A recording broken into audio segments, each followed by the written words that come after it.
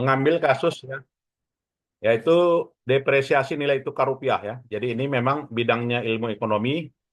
Nah, di sini uh, menyatakan bahwasanya fenomenanya ini ya, adanya globalisasi bidang ekonomi yang menyebabkan berkembangnya sistem perekonomian terbuka antar negara ya, antar perdagangan juga ya. Nilai tukar mencerminkan kuatnya perekonomian suatu negara. Jika perekonomian suatu negara mengalami depresiasi uang, maka fundamentalnya dinilai buruk ya. Biasanya ini tandai melambatnya pertumbuhan ekonomi. Kurs di Indonesia mengacu pada dolar Amerika, sebab perdagangan internasional didominasi dengan transaksi menggunakan dolar, depresiasi atau apresiasi rupiah secara tajam dapat menyebabkan perekonomian Indonesia menjadi goyah. Kurs rupiah meningkat menyebabkan nilai rupiah melemah terhadap dolar Amerika ya. Jadi dampak depresiasi adalah uang rupiah itu melemah ya. Nah, dan ini pendapat Gubernur BI ya menyatakan depresiasi itu disebabkan karena apa gitu ya. Nah, ini pendapatnya. Kemudian pelemahan nilai tukar rupiah secara teori diikuti dengan peningkatan ekspor ya, karena barang ekspor Indonesia di pasar luar negeri menjadi lebih murah ya. Pada kasus modul ini dilakukan analisa determinan apa saja ya yang menyebabkan terjadinya depresiasi rupiah. Bagaimana cara menanggulangi serta dampak positif maupun juga negatif dengan adanya depresiasi rupiah itu ya. Pengambilan data pada penelitian ini dengan menggunakan dua cara, yaitu mengambil data primer dengan melakukan deep interview dan data sekunder dengan melakukan berita di media online ya. Nah, jadi landasan teorinya kita ambil teori nilai tukar ya. Nah, ini menurut nilai tukar itu yang apa dikatakan dengan kurs kan, apa dikatakan dengan aset price ya. Kemudian juga kita ingin mengetahui faktor-faktor yang mempengaruhi nilai tukar. Nah, faktornya ada pengaruh langsung ya. Pengaruh langsung itu seperti adanya demand falas ya, adanya penawaran falas. Nah, itu faktor langsung. Kemudian faktor tidak langsung seperti uh, neraca pembayaran, kemudian tingkat inflasi gitu ya. Kemudian tingkat tingkat inflasi, tingkat bunga, kemudian tingkat pendapatan nasional. Nah, ya. Kemudian kebijakan moneter, kemudian ekspektasi dan spekulasi gitu ya. Nah, dari faktor-faktor langsung dan juga faktor tidak langsung tadi gitu ya, juga diketahui faktor fundamental ya, seperti karena faktor politik gitu ya, atau faktor ekonomi gitu ya, atau fluktuasi nilai tukarnya ya. Fluktuasinya karena apa? Fluktuasi itu karena adanya apresiasi, adanya depresiasi gitu kan.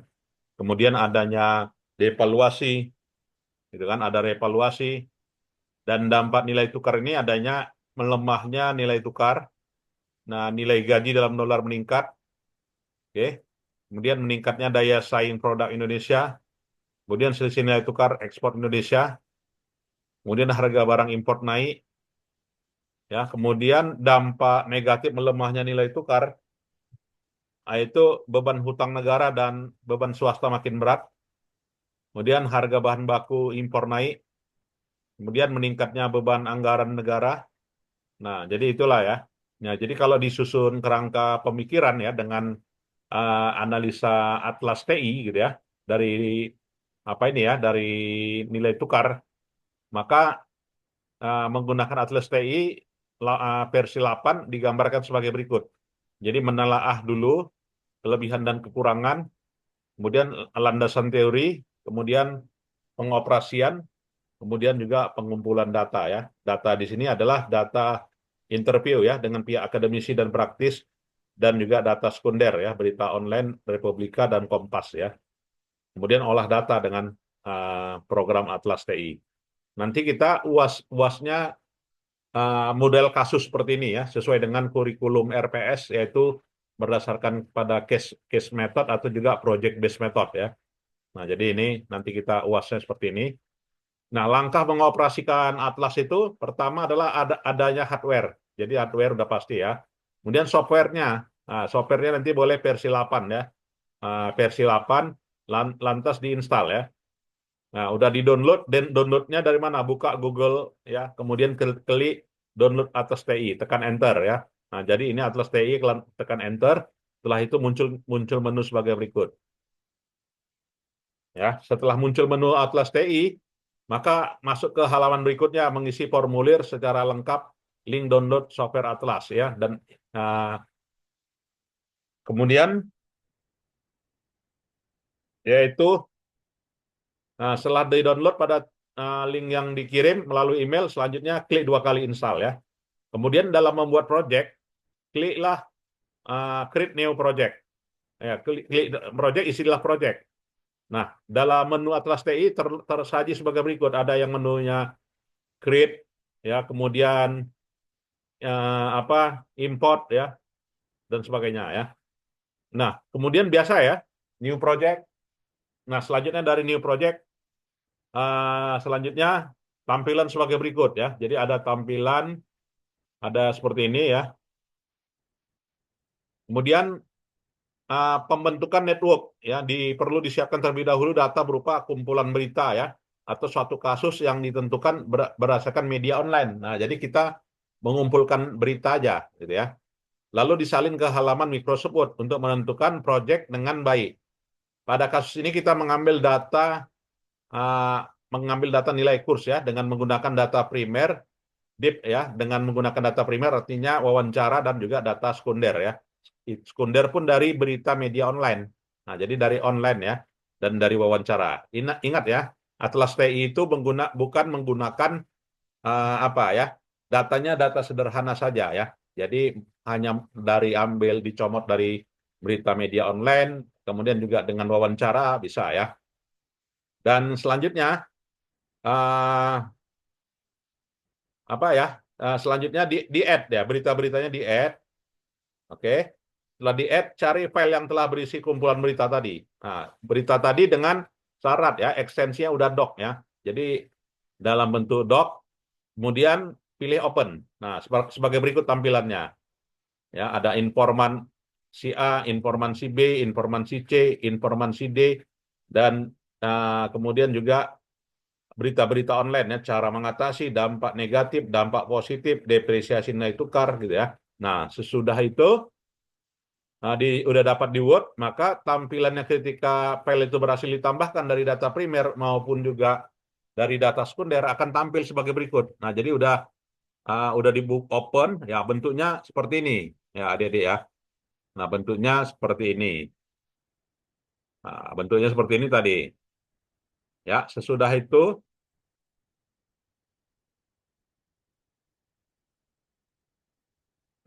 itu nah ini kan yang dari berita online ya. Akan keluar ya, tampilan akan keluar ketika berhasil membuka file dengan ekstensi doc. Nah, berisi sebagai berikut ya. Nah, ini tampilannya. Jadi doc ini ya. Nah, informannya si A, tanggalnya ini, hasilnya ini,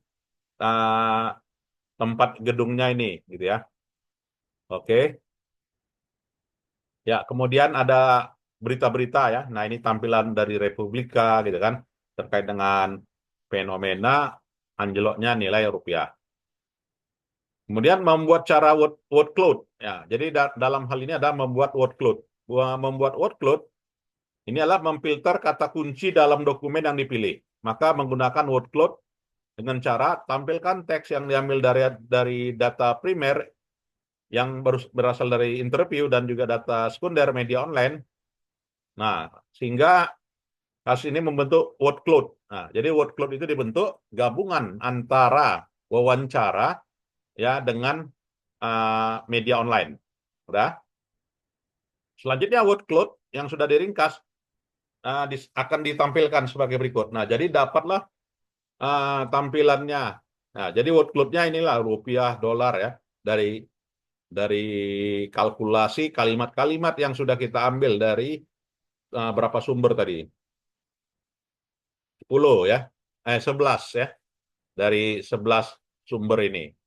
Nah, jadi ini kita lihat inilah sumbernya gitu ya. Dan inilah word cloud-nya. Oke. Nah, inilah word cloud-nya. Berarti inilah tema-temanya. ya kan, tema-temanya. Udah?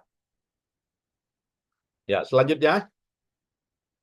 Nah, kemudian pembuatan kategori dampak positif maupun dampak negatif dan cara mengatasi dilakukan dengan cara yang sama seperti faktor penyebab.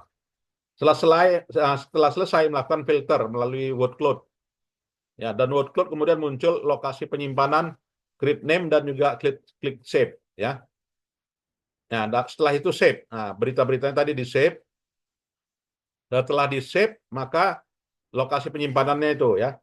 Nah, setelah dari 4 kategori faktor penyebab, dampak negatif, ya kan, dan juga dampak positif, cara mengatasi tersimpan, langkah selanjutnya menganalisa hasil word cloud-nya, ya, dengan yang digunakan sebagai kata kunci dari proses pengkodingan dengan hasil word cloud kategori sebagai berikut. Nah, jadi tersajilah, nah inilah word cloud-nya, ya. Nah, tersaji word cloud-nya. Dari hasil ini bisa kita ambil kata kunci, memilih kata yang tercetak seperti perang dagang, kebijakan suku bunga, ketidakpastian global, import, ya.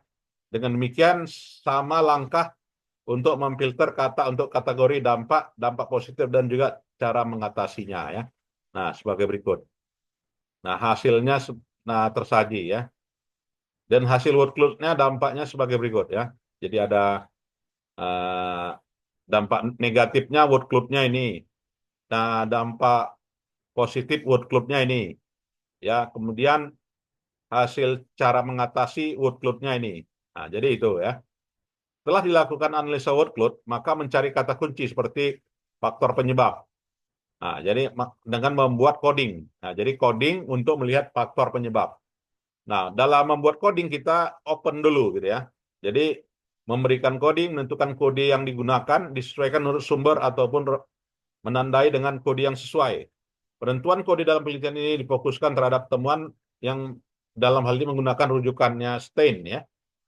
Jadi membuat coding yang baik menggunakan data primer maupun juga data sekunder, ya. Nah, dalam kasus ini membentuk open coding yang pertama dengan mengkategorikan faktor yang mempengaruhi. Nah, blok teks, ya, kemudian mengandung unsur yang mempengaruhi seperti gambar di bawah ini. Nah, setelah melakukan blok pada teks yang telah diketahui, maka pilih open coding. Oke, ya. Setelah milih open coding, maka faktor penyebab, gitu, ya. Dan dibuatlah faktor penyebabnya. Jadi setelah di open coding ini adalah faktor penyebab. Nah, kategori penyebab selanjutnya mencari teks yang memiliki kategori yang dikelompokkan dalam kategori yang dibuatkan, ya. Teks yang sesuai dengan kategori penyebab salah satunya adalah perang dagang, ya, sehingga dapat dikelompokkan menjadi satu kategori. Pilih teks yang diketahui lalu bloknya, ya, dan pilihlah listing code. Nah, setelah listing code, ya kan, maka pilih kategori yang tertera, faktor penyebab, ya. Nah, setelah itu listing code, faktor penyebabnya, oke. Maka pada proyek ini lakukan memilih 4 kategori dan percobaan membuat kategori dengan nama cara mengatasi, ya, dan langkahnya membuat coding yang dapat dilakukan dengan pada langkah di awal, ya. Nah, caranya setelah itu buat open coding.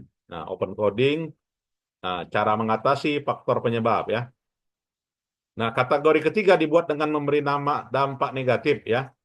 Dan setelah itu diblok UMKM menggunakan bahan baku input, ya. Nah, open coding dampak negatif dan pemilihan open coding ketiga, ya. Ya, kemudian dampak positif. Nah, dibuat open codingnya.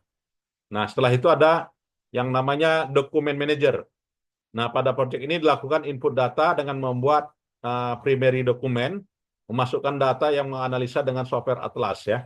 Data dapat berupa teks, PDF, gambar, foto, ya. Nah, jadi kalau sumber Atlas itu kita bisa kumpulan artikel, ya, yang sudah kita wordkan tadi.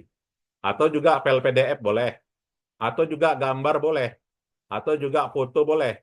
Suara juga boleh, ya kan? Atau juga video. Nah, ini enaknya yang kualitatif, ya. Kalau dia kuantitatif kan tadi harus dalam bentuk angka, ya kan? Tabulasi Excel. Kalau di luar Excel nggak kebaca, gitu kan? Nah, kalau dengan Atlas ini bisa dia, kan? Nah, bisa dibaca. Jadi secara tidak langsung berupa PD terekam di Atlas sebanyak dengan data yang telah dimasukkan, ya. Untuk melihat berapa PD yang telah dimasukkan, dapat kita lihat tampilannya pada Primary Manager, ya. Nah, primary manager kliklah quotation. Ya, quotation itu di menunya ini ya. Quotation ya dengan menu sebagai berikut. Oke ya, ini menunya quotation. Nah, diklik dia. Ya, setelah diklik maka akan muncul quotation-nya. Ya, akan muncul quotation-nya sebagai berikut.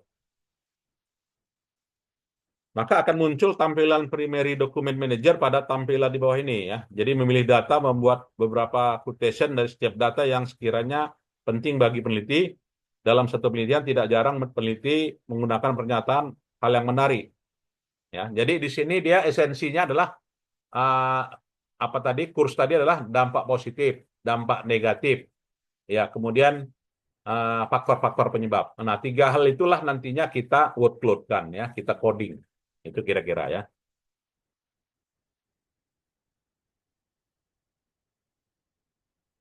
Ya, setelah di quotation, nah muncul sebagai berikut. Tampilan primary document manager. Ya. Nah, setelah itu open network. Yang melakukan analisa, membuat gambaran jaringan ini membantu peneliti menelusuri hubungan dari temuan yang dianalisa dengan temuan lainnya ya. Lalu klik nama dokumen ya. Nah, kemudian file yang telah dibuat nilai tukar ya. Selanjutnya dari Word pilih open ya. Nah, sehingga dari Open Network itu tampil sebagai berikut ya. Lalu klik kanan pada tampilan depresiasi nilai tukar dan pilih Add Network ya. Lalu pilih Code ya. Ya, kemudian maka tampilan kategori yang telah dibuat, kategori telah sesuai pada gambar ya. Nah, jadi gambarnya harus berurut ya. Gambar 330 sebelumnya gambar 329 ya. Nah, ini. Nah, setelah itu jadi di sini kategorinya kita udah punya 3 faktor yang mempengaruhi, cara mengatasi, dampak negatif, itu ya. Nah, jadi sebagai berikut ya tampilannya. Dampak negatif, dampak positif, cara mengatasi, faktor penyebab. Nah, tampilannya untuk melihat pada code yang telah dipilih menjadi network ya. Ya, menjadi network dia tukar dan lalu pilih add networks, lalu pilih quotation. Nah, dari hasil quotation add network ya quotation maka tampilannya sebagai berikut. Nah, ini ya. Membuat open coding, listing coding ya. Nah, setelah itu sebagai berikut. Hasil yang menyesuaikan susunan yang telah dibuat peneliti menampilkan hasil yang rapi ya dalam bentuk model yang dipilih sesuai dengan kebutuhan ya.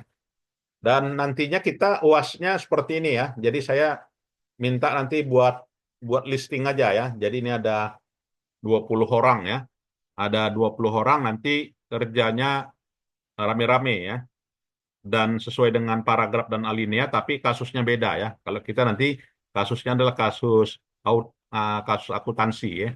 Misalnya misalnya uh, apa ya grand innovation ya atau grand accounting ya grand accounting lah nanti ya. Jadi misalnya dampak grand accounting, faktor penyebab grand accounting ya atau tax karbon lah ya, carbon tax accounting. Nah, carbon tax accounting itu akuntansi uh, akuntansi biaya karbon gitu kan, akuntansi pajak karbon. Nah, itu faktor penyebabnya apa? Kemudian dampaknya apa? Nah, nanti mungkin kita olah dengan Atlas TI ya. Nah, ini nanti untuk UASnya ya. Boleh nanti disajikan dalam bentuk tampilan seperti ini ya, seperti buku ya. Seperti ini ada lengkap dengan gambar ya dan sebagainya ya. Nah, ini boleh kita mulai nanti dari minggu-minggu ini ya. Nanti dibagi aja masing-masing kelompok itu bab 1 dia nyusun apa ya, bab 2 nyusun apa ya, sesuai dengan yang kelompok yang sudah kita buat kemarin ya. Nah, selanjutnya, nah tampilannya sebagai berikut ya. Jadi ini dampaknya penurunan omset karena ini ya NPL dan sebagainya ya. Depresiasi karena pasar dunia kenaikan suku bunga ya. Nah inilah dia namanya hakikat risetnya kualitatif layoutnya ya. Yang namanya layout organik. Nanti nah kita boleh boleh tampilkan print screen-nya sebagai berikut ya. Kita buat nanti dalam bentuk buku ya. Setelah itu Ya, dampak negatifnya ya color ya diberi warna ya. Jadi boleh kita warna kuning, warna hijau ya dan sebagainya. Nah, jadi tampilannya sebagai berikut. Nah, inilah tampilan apanya ya. Tampilan dari Atlas TI.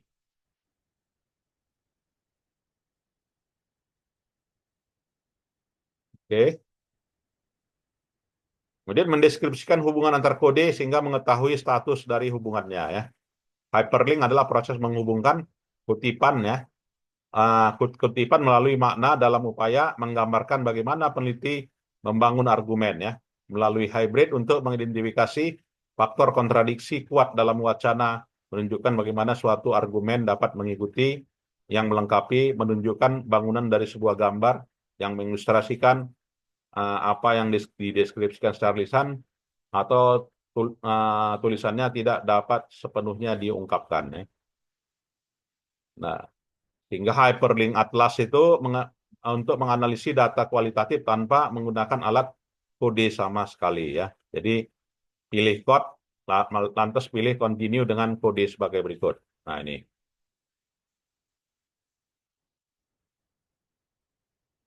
Oke ya, jadi nanti halaman 67 ya, kita ingat ini topik kita halaman 67. Jadi mungkin ada adik-adik yang mau bertanya, disilakan.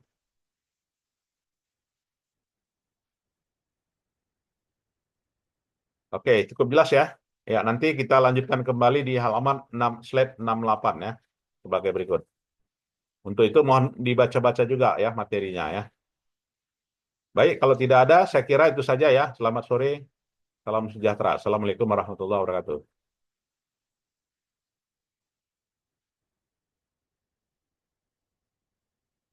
Ya, boleh meninggalkan ruangan.